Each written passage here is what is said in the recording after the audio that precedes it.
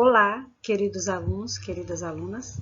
Vamos falar um pouquinho a respeito da tecnologia empregada no campo da música. A gente vai falar um pouquinho sobre o que as letras das músicas trazem de informação para a gente a respeito das tecnologias utilizadas na época em que essas músicas elas foram compostas.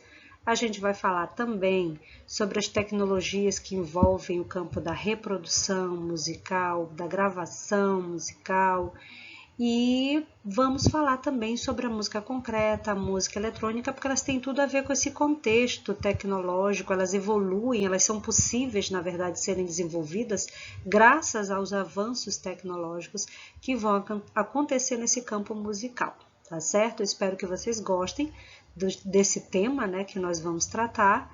E desde já peço desculpas pelos ruídos que provavelmente vocês vão ouvir, já que é uma gravação que se passa em casa, tá certo? Vamos lá, vamos aos nossos estudos.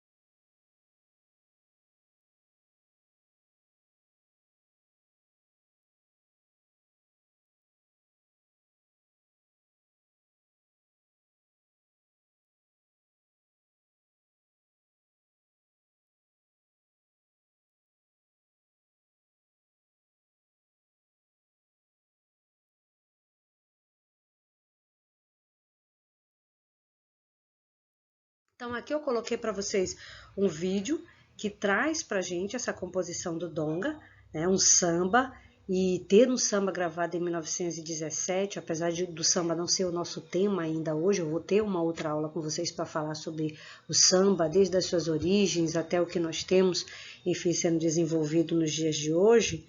Mas aqui traz para a gente essa importância, um samba gravado, isso significa que o samba ele finalmente foi reconhecido enquanto gênero musical, porque o samba ele passou por um período muito intenso de perseguição, de discriminação, onde os seus artistas eles não podiam se expressar livremente. Geralmente, quando eles faziam uma roda de samba, isso era entendido como um furdunço, uma bagunça, e a polícia logo chegava e acabava com aquela roda de samba. Então, ter um samba gravado em 1917, isso é um feito realmente muito grande. Então, aqui eu coloquei esse vídeo e vocês depois podem dar uma olhada com bastante cuidado nele, já que ele está inserido aqui nos nossos slides do nosso estudo, para que vocês possam conhecer. Vou soltar só um trechinho da composição.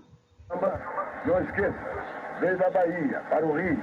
Samba pelo telefone, que é o primeiro samba. Tá todo mundo sambando, muito bonito, realmente. Tá gostando, Donga? Eu não tenho palavras.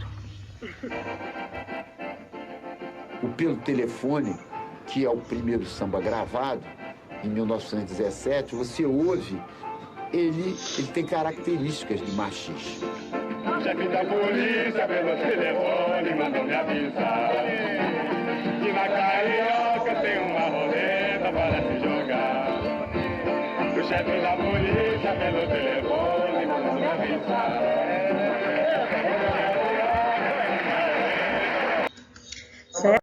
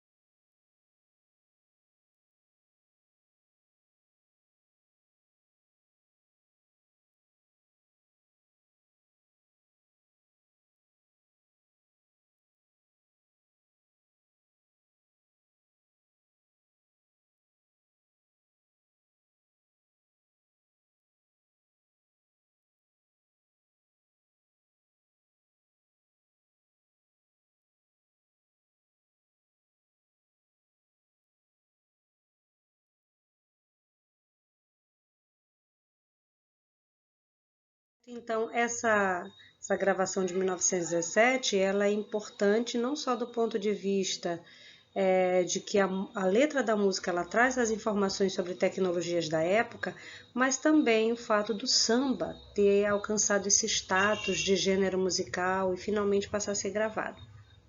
Aqui a composição do Gilberto Gil, que em determinado momento ele faz referência a esse samba do Donga. Mas, enfim, a letra da música ela vai falando de várias tecnologias disponíveis em 1997, que foi quando a composição ela foi gravada, mas que vocês percebem que hoje em dia a gente já não tem mais essas mesmas tecnologias. Algumas elas foram substituídas e outras foram aperfeiçoadas.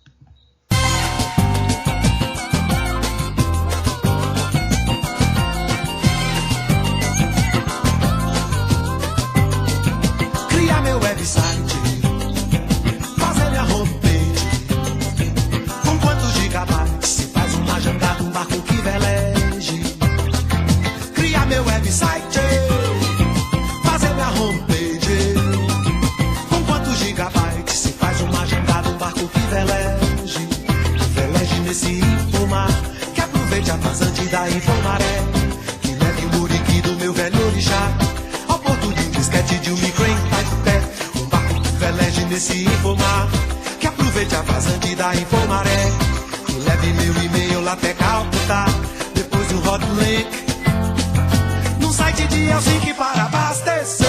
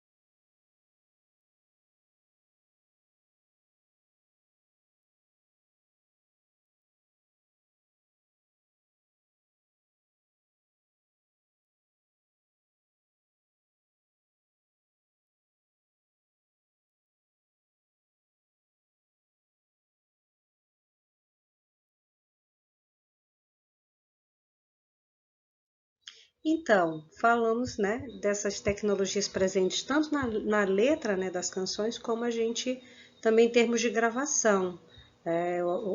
A maneira como vamos ter novos equipamentos de gravação, isso vai fazer com que se diminua inclusive a quantidade de ruídos presentes ali durante a gravação.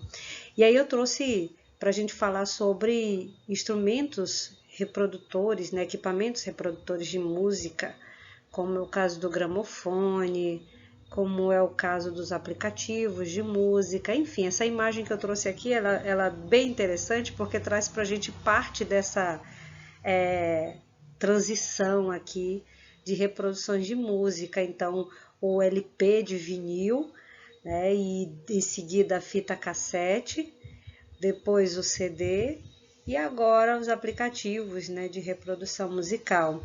Então, o que nós passamos a perceber aqui nessa evolução? Primeiro, convém dizer para vocês que nós não tínhamos, até a metade do século XIX, nenhuma possibilidade de ouvir, enfim, música sendo reproduzida por algum aparelho em casa. A forma que eu tinha de ouvir música em casa era se tivesse alguém tocando, cantando em casa, aí eu tinha música em casa. Então, geralmente a música ela era apresentada nas salas de concerto, enfim, nos teatros, era onde eu tinha a possibilidade de ouvir música e o que eu trazia para casa era a lembrança daquela apresentação. Tá? Para ter música em casa, só se alguém cantasse em casa, tocasse em casa, não tinha como reproduzir.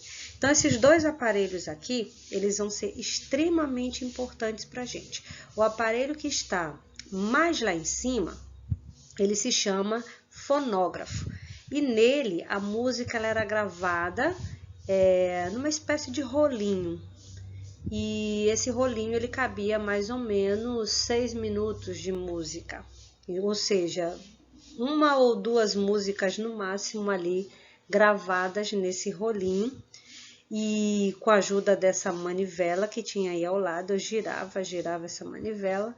E aí eu tinha em seguida a música girando aqui nesse rolinho e saindo o seu som, né, por esse alto-falante que foi colocado aí. Então a gente tem uma tecnologia muito antiga, mas que já representava muito para a época, né, no final do século XIX, porque eu já tinha disponível duas coisas aqui. Primeiro, a possibilidade de gravar a música, já que ela era gravada nesse rolinho. E segundo, a possibilidade de ouvir em casa, já que eu só ouvia a música se eu fosse a uma sala de concerto ou se alguém tocasse ou cantasse em casa. Depois, o fonógrafo ele foi substituído pelo gramofone, que é esse outro aparelho que aparece aí um pouco mais embaixo para vocês e que já oferece mais possibilidades pela seguinte maneira. No gramofone eu vou colocar para tocar um disco de vinil. E nesse disco de vinil eu vou poder ter mais músicas, eu vou poder ter músicas inclusive de um lado do disco e do outro lado do disco. Então, se no fonógrafo eu tinha só um rolinho que cabia 6 minutos de música, agora eu tenho o disco de vinil, onde eu posso ter 5 ou 6 músicas de um lado e mais 5 ou 6 músicas do outro lado. Então, eu posso ter pelo menos 10 músicas aqui para me ouvir a partir desse LP. Só que assim, o aparelho, para o disco de vinil tocar, tinha uma agulhinha que entrava em contato ali com esse vinil. Então, eu ouvia a música, mas ao mesmo tempo eu ouvia um monte de chiados, ruídos, enfim, enquanto estava ouvindo a gravação. Eu trouxe 2 vídeos para poder exemplificar para vocês, porque são aparelhos muito antigos. É certo que vocês talvez nunca tenham visto um aparelho desse e não saibam como é que sai o som a partir de um aparelho desse, então eu trouxe para a gente poder ver. Então aqui o fonógrafo. Vem todo compactado dentro de uma caixinha. E aí a gente vai perceber como é que se monta o fonógrafo e como é que a música ela vai ser reproduzida nele.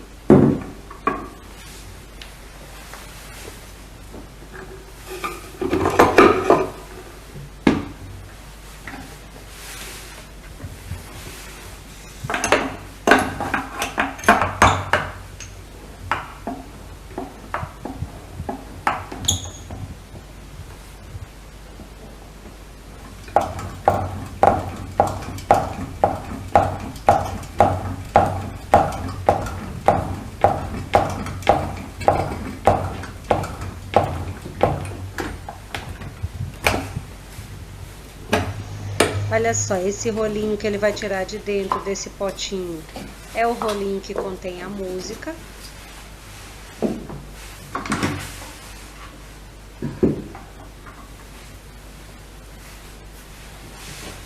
E aí eu falei para vocês que cabe mais ou menos 6 minutos de música num rolinho desse.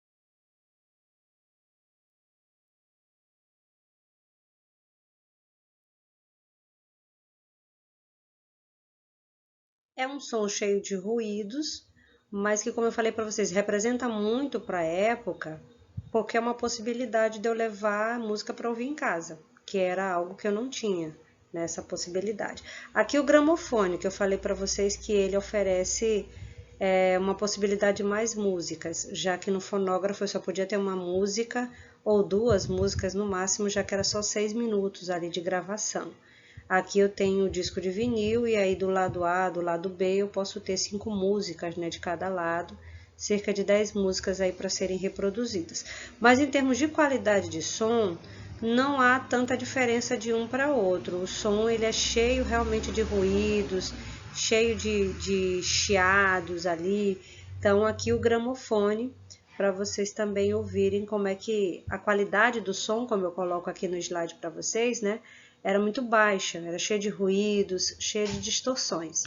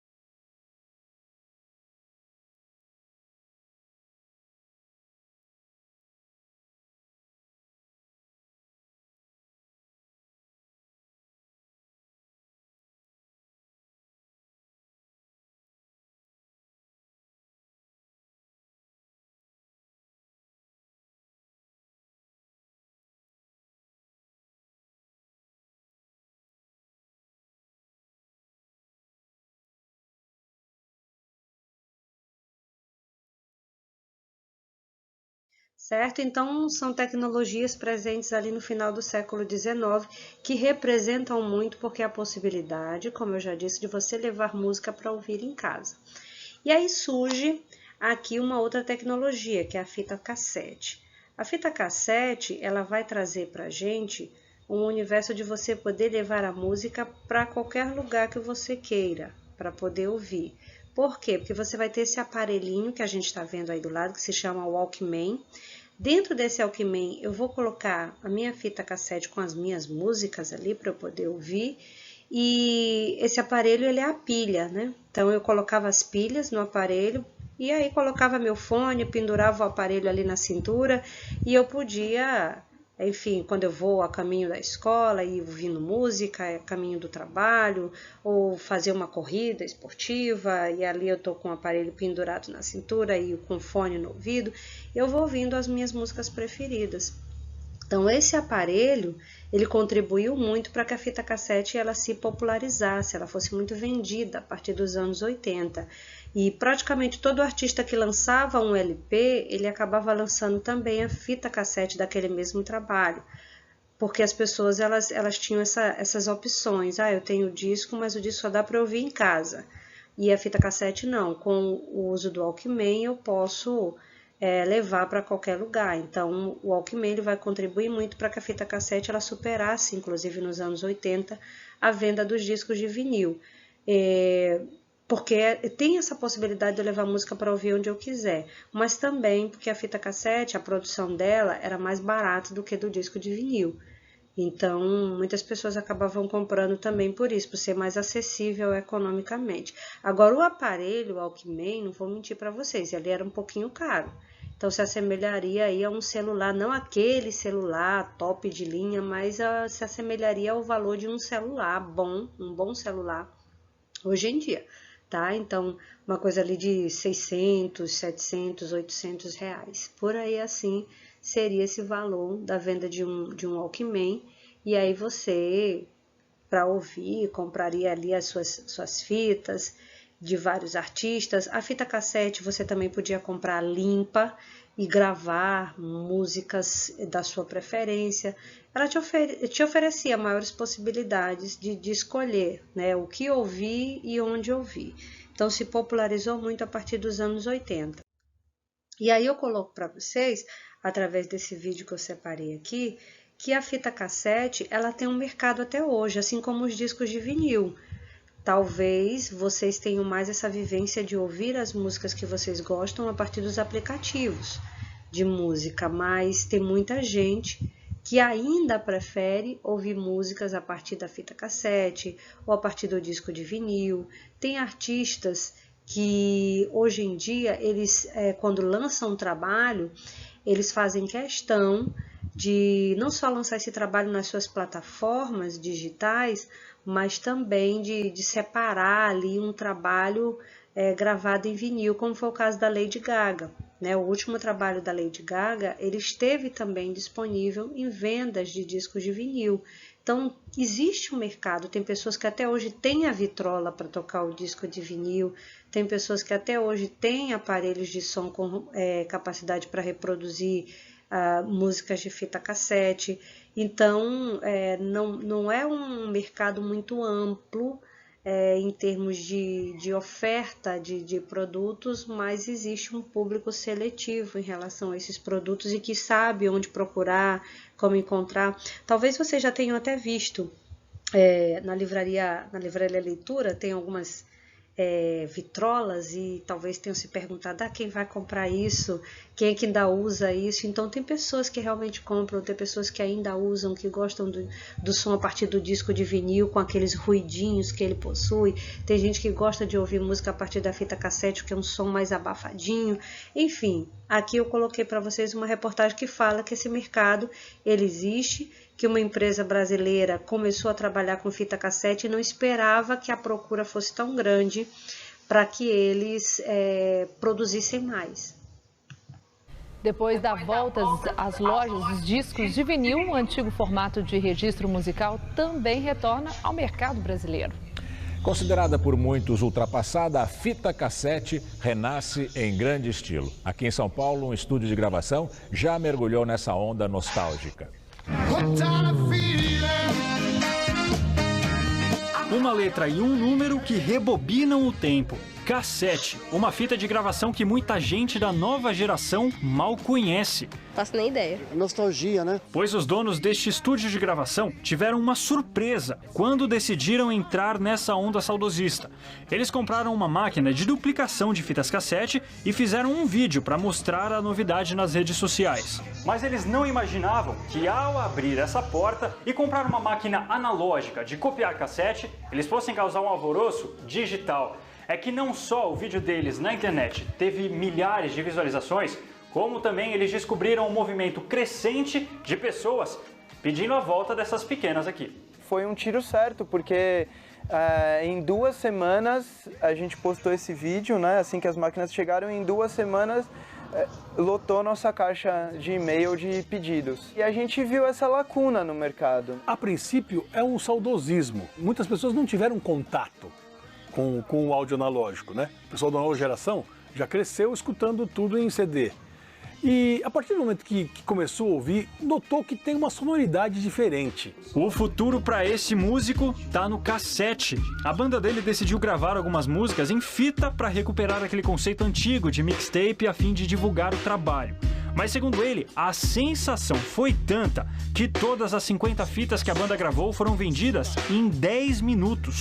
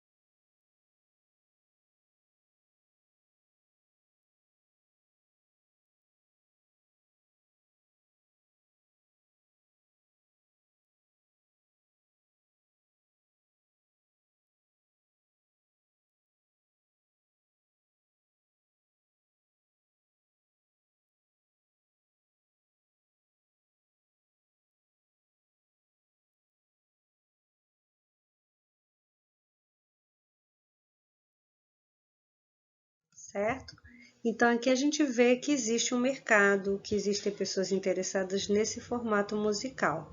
Com o avanço tecnológico, a gente passa a ter as músicas agora gravadas em CD, o compact disc, onde o som é digital, fita cassete, o vinil, eram sons gravados de modo analógico e agora nós temos sons gravados a partir desse formato digital.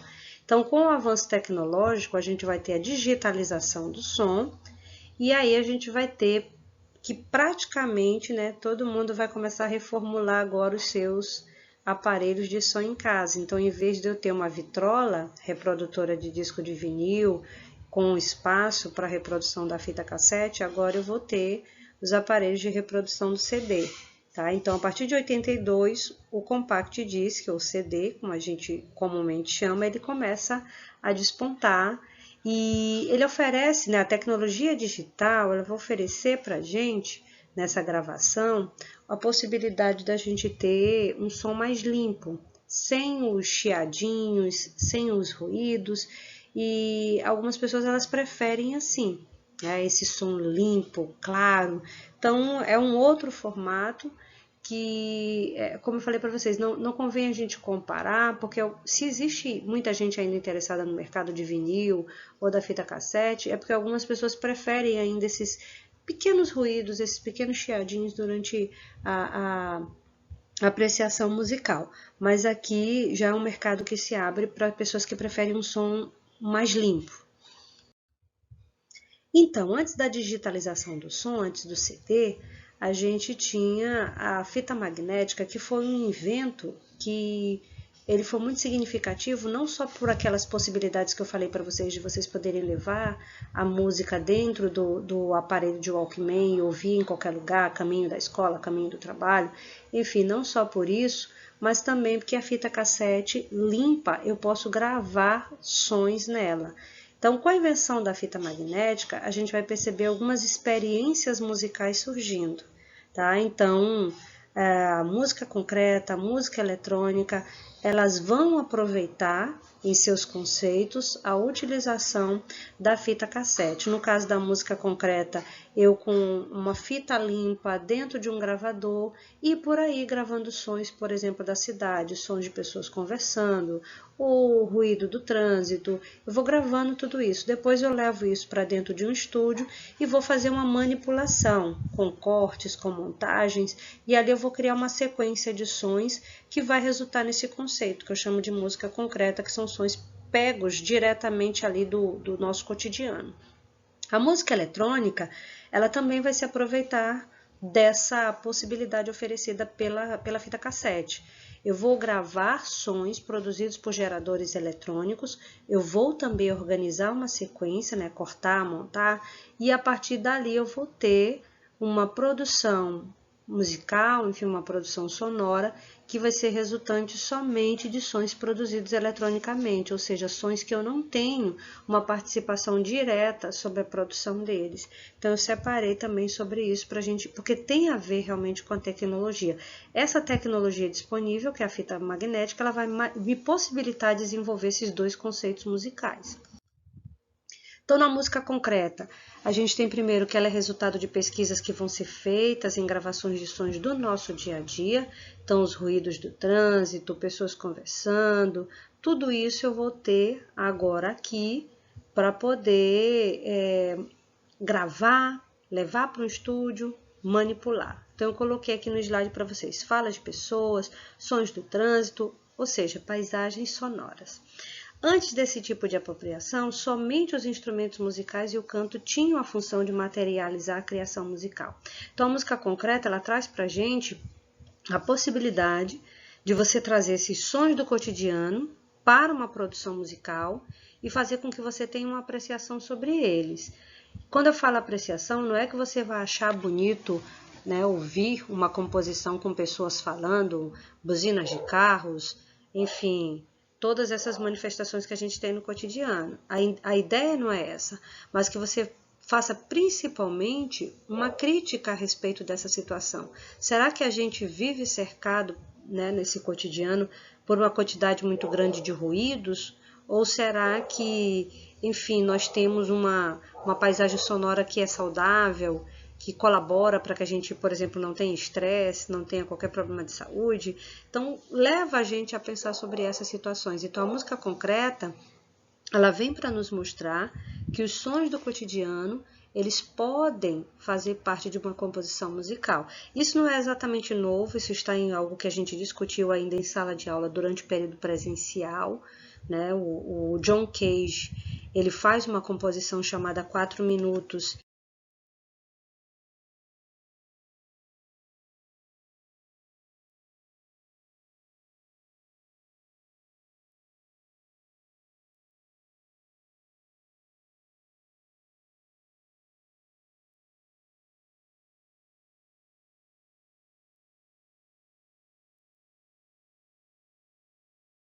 e 33 segundos, onde nessa composição ele traz para a gente um período de um intervalo ali de tempo de 4 minutos e 33 segundos, onde o pianista ele não toca absolutamente nada na sala de concerto. E o que vai fazer parte dessa composição é exatamente todos os sons que vão acontecendo ao longo desses 4 minutos e 33 segundos. Se é alguém que tosse, se é alguém pigarreando, se é alguém conversando, se é alguém se mexendo na cadeira, se algum som fora da sala de concerto invade a sala, a buzina de um carro, por exemplo, o escapamento de uma moto, o barulho de escapamento de uma moto, enfim, tudo isso vai fazer parte da composição. Então, a música concreta, ela sugere exatamente isso pra gente. Aqui uma experiência do Pierre Schaeffer sobre uma estação de trem.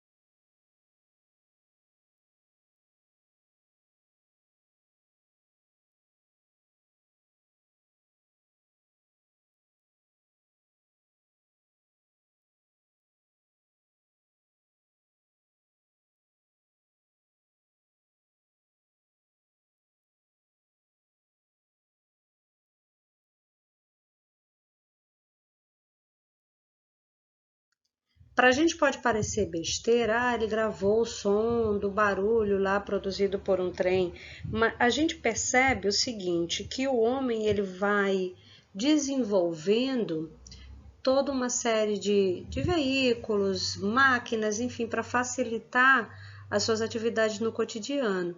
Mas até que ponto essas máquinas, enfim, essas atividades, elas não vão trazer para a gente mais ruído nesse cotidiano? E até que ponto essa quantidade de ruídos, né, vai chegar e afetar a nossa saúde? Então, a gente fazer com que a gente faça uma leitura realmente dessas situações, julgue essas situações e perceba aquilo que vai ser salutar para a gente e aquilo que vai ser prejudicial. Né? Então, a música concreta ela traz um novo conceito de música, mas que visa fazer com que a gente olhe para esse cotidiano e perceba a quantidade de ruídos presentes nesse cotidiano. Aqui a música eletrônica, que é bem diferente do conceito que a gente tem, enfim, no nosso dia a dia a respeito de música eletrônica. Eu acredito que quando vocês pensam em música eletrônica, vocês pensam em música própria para dançar, para se divertir, e aí lembram logo de David Guetta, Alok e tal, e o que é produzido aqui, né, não é exatamente dentro desse conceito.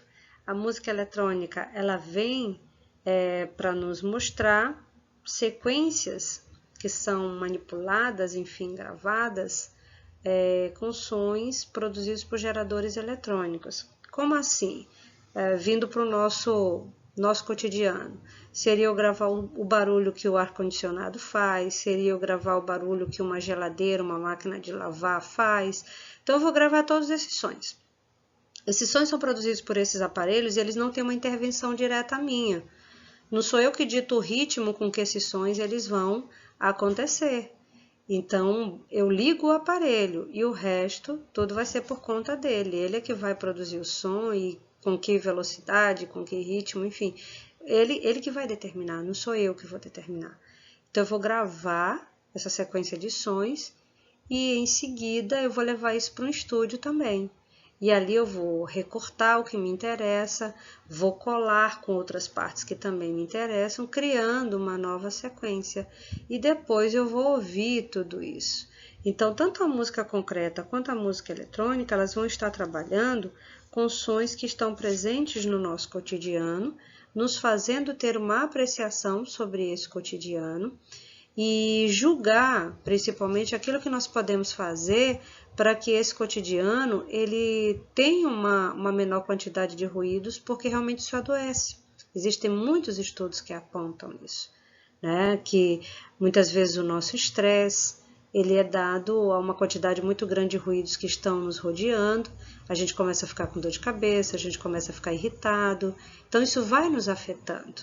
A gente não costuma relacionar a causa direta, né, do que a gente está sentindo a esses ruídos que estão nos cercando. Mas existem estudos que apontam que realmente eles nos afetam, nos deixam doentes, inclusive. Então, aqui o foco da música eletrônica era sobre a criação de sons eletronicamente, ou seja, aparelhos conhecidos como geradores de sons. Posteriormente à gravação, eu vou manipular esses sons em estúdio e fazer uma nova gravação, enfim, com uma nova sequência, e eu vou, com isso, criar obras eletronicamente, exercendo um controle absoluto sobre o que vai ser produzido. Então, embora esses conceitos de música eletrônica, música concreta, eles pareçam óbvios, na época, muitas mudanças na maneira de pensar a música, né, vão começar a ser discutidas. Onde fica o lugar dos intérpretes, dos compositores, nessas novas concepções musicais? Então, o compositor vai acabar sendo aquele que teve a ideia, dentro daqueles sons que foram gravados, como eu vou organizar e o que eu vou apresentar como sequência. Então, um novo tipo de compositor, não mais aquele que fica, enfim, ali testando possibilidades até ele conseguir ter uma boa letra e uma boa melodia, harmonia, enfim, para suas composições. Agora eu vou buscar meios através da tecnologia para poder desenvolver as minhas composições. Então, um novo tipo de compositor. além da gente ter também novos intérpretes. Então, muitas vezes essas músicas vão ser gravadas e a voz ela não vai ficar de maneira natural, porque eu gravo de maneira natural, mas dentro de um estúdio eu posso ter a possibilidade de fazer ali modificações nessa voz, enfim, trazer de uma maneira diferente essa voz. Os Beatles vão fazer isso nas suas gravações em estúdio a partir de 67, 68, então eles vão trazer essa possibilidade de ter a voz deles modificada a partir dessa gravação em estúdio. Então, a tecnologia ela vai trazer para a gente agora uma série de possibilidades, mas que a gente não esqueça que tanto a forma de música concreta quanto a de música eletrônica, elas visam também trazer a gente para esse olhar sobre o nosso cotidiano.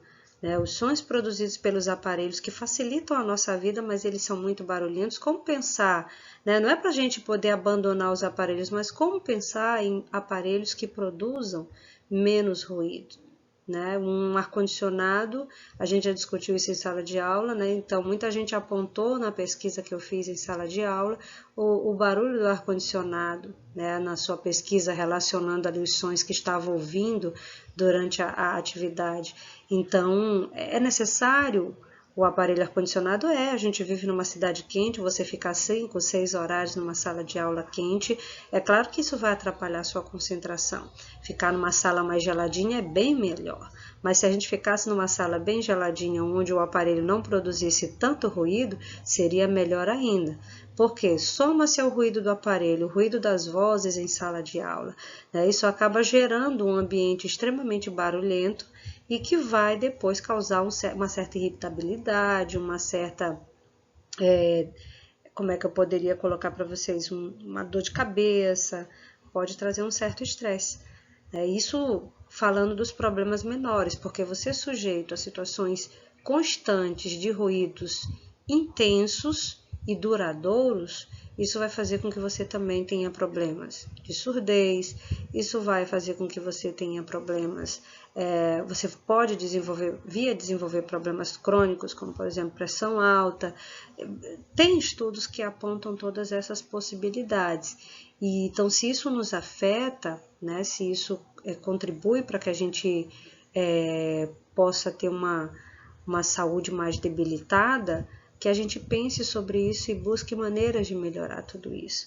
Então, a música eletrônica ela começou dessa maneira, a gente ouvindo sons de aparelhos eletrônicos e esses ruídos gravados e manipulados dentro de estúdios. E aqui eu trouxe também um trechinho para a gente poder ouvir.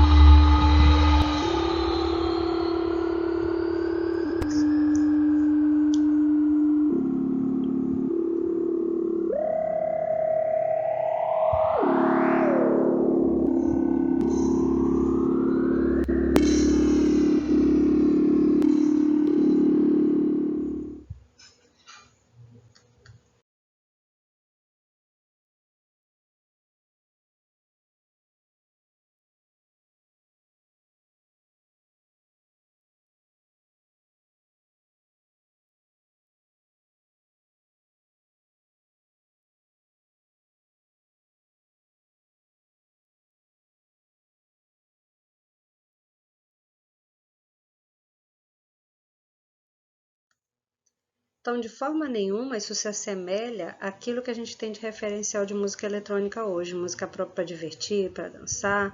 Então, atualmente, a expressão música eletrônica é um termo associado, em geral, à música para dançar, música para divertir, pulso muito marcado, feitas com sons quase que exclusivamente produzidos por computadores, até as vozes, quando a gente tem na música, elas são transformadas, enfim, modificadas a partir dessa intervenção. Então, aqui uma utilização muito grande de aparelhos eletroeletrônicos nessa produção. Então, nem de longe lembra esse começo que eu falei para vocês, de você gravar puramente os sons produzidos por esses aparelhos geradores, de sons, como eu falei, trazendo para o nosso cotidiano a máquina de lavar, a geladeira, o ar-condicionado, enfim, todos esses aparelhos, e você chegar até esse nível que a gente tem hoje numa produção extremamente dançante. Então é bom a gente conhecer esse começo, que o referencial que a gente tem é de música dançante, própria para divertir, e não é assim. Aqui eu deixo para vocês um clipe,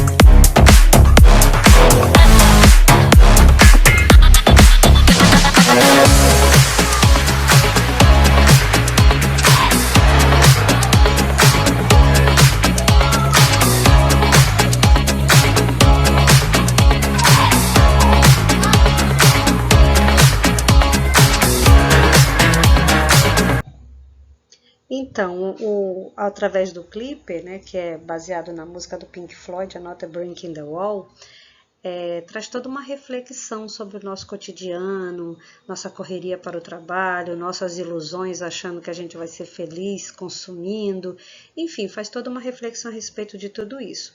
E aí eu queria que vocês percebessem que assim como a música eletrônica ela começa tendo um olhar crítico sobre os sons produzidos pelos geradores eletrônicos que facilitam a nossa vida, a gente não pode negar, mas eles fazem realmente muito barulho, muito ruído.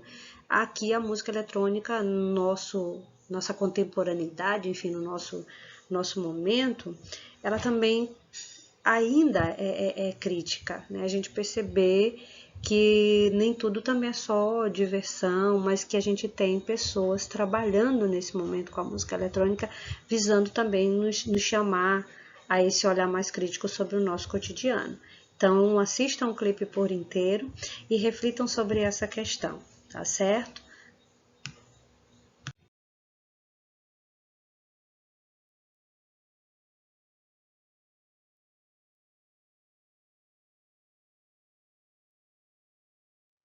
Bom, eu espero que vocês tenham gostado de tudo que a gente, enfim, discutiu ao longo dessa aula. E espero que vocês reflitam bastante sobre o que traz esse último clipe que eu mostrei para vocês, uma produção, né, do Alok, porque tem tudo a ver, como eu disse, com o nosso cotidiano. Muitas vezes corremos tanto e não sabemos por que corremos tanto, e ver realmente o que vale a pena na vida, porque o vídeo ele vai trazendo para a gente uma série de ilusões que são colocadas ali para a gente e que a gente se depara realmente com essas ilusões do nosso cotidiano. Espero que vocês consigam fazer uma boa leitura dele, certo? Então até a próxima, um grande abraço, fiquem com Deus!